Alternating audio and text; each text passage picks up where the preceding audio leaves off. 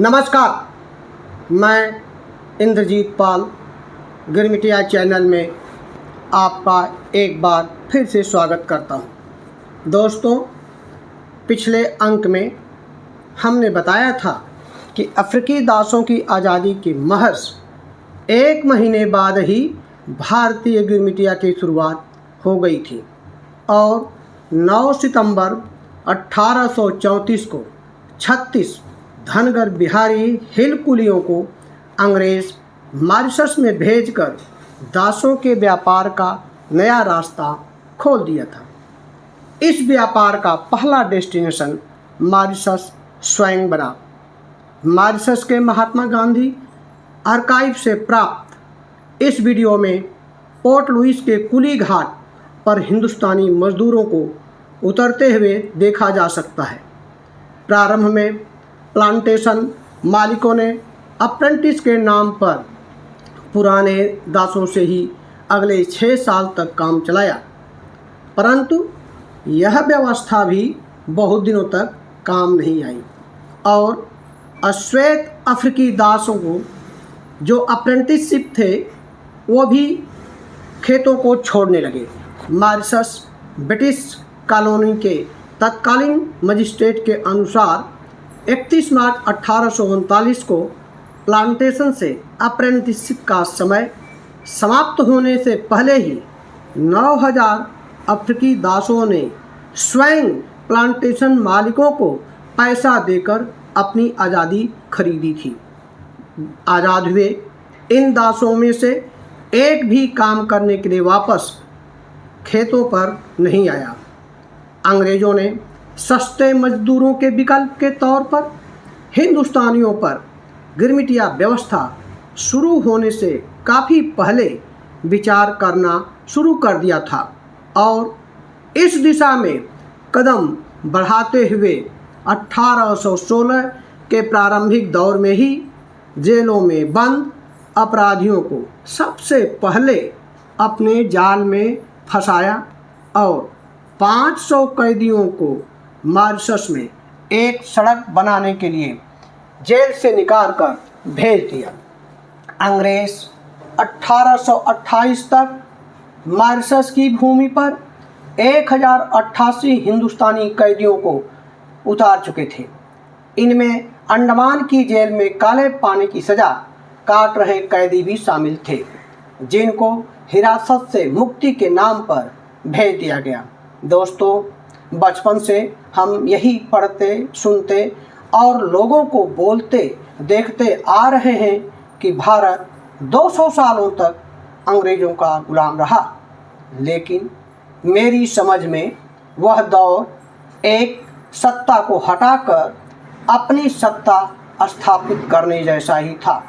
जिस तरह मुग़ल बाहर से आकर हम पर शासन किए, उसी तरह अंग्रेज़ों ने भी हम पर राज किया।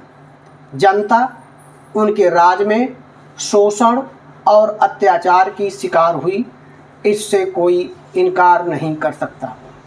लेकिन असली गुलामी तो गिरमिटिया लोग ही भोगे, जिनको गुलामों के स्थान पर ही रखा गया था। वीडियो में गिरमिटिया मजदूरों को खेतों में गुलामों की तरह काम करते देखा जा सकता है कि जिन्होंने सही मायनों में गुलामी को सहा और झेला भी, जिसके बारे में हमें बहुत कम पढ़ाया और बताया गया।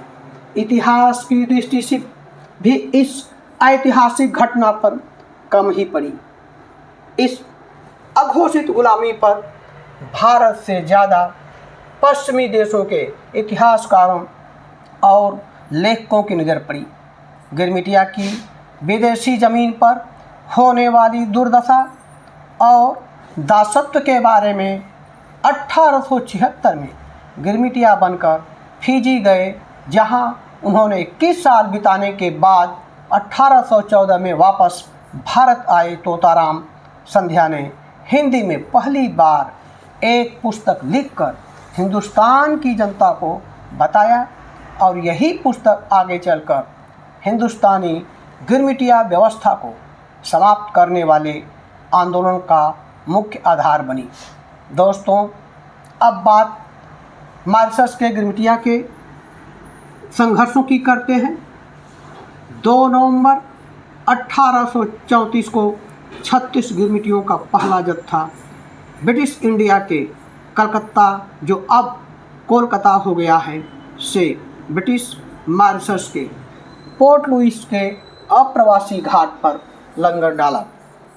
एटलस नामक यह जहाज़ जब हिंदुस्तानियों को लेकर मॉरिशस पहुंचा तो अगले दिन यानी 3 नवंबर को हंटर आर्बथनॉट एंड कंपनी की ओर से गवर्नर सर विलियम निकोले को 36 हिंदुस्तानी गिरमिटिया मजदूरों को जहाज से उतरने का आदेश देने के लिए शपथ पत्र के साथ यह कहते हुए पत्र लिखा कि वे इन मजदूरों को अपने प्लांटेशन स्टेट पर रखेंगे और मजदूरों की पूरी जिम्मेदारी स्टेट की होगी तथा किसी भी प्रकार का चार्ज स्थानीय ब्रिटिश कॉलोनी को नहीं देनी होगी।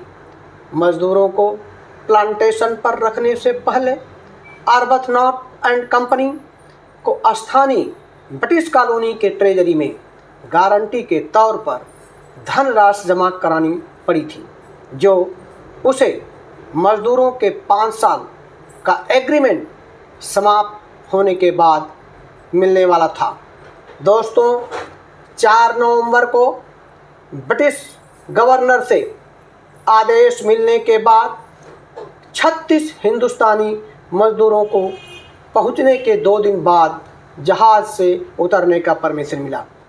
सारे आवश्यक खाना पूर्ति के बाद इन मजदूरों को वर्तमान में रिवरे ड्यू रेमंड, जो मॉरिशस का ज़िला है, उस ज़िले के पीटन नामक गांव स्थित बेली एलायंस और एंटोनी शुगर स्टेट पर काम करने के लिए भेज दिया गया। दोस्तों, मॉरिशस जाने वाले पहले गिरमिटिया के जत्थे में 36 गिरमिटिया मजदूरों में से 30 पुरुष तथा 6 महिलाएं शामिल थीं।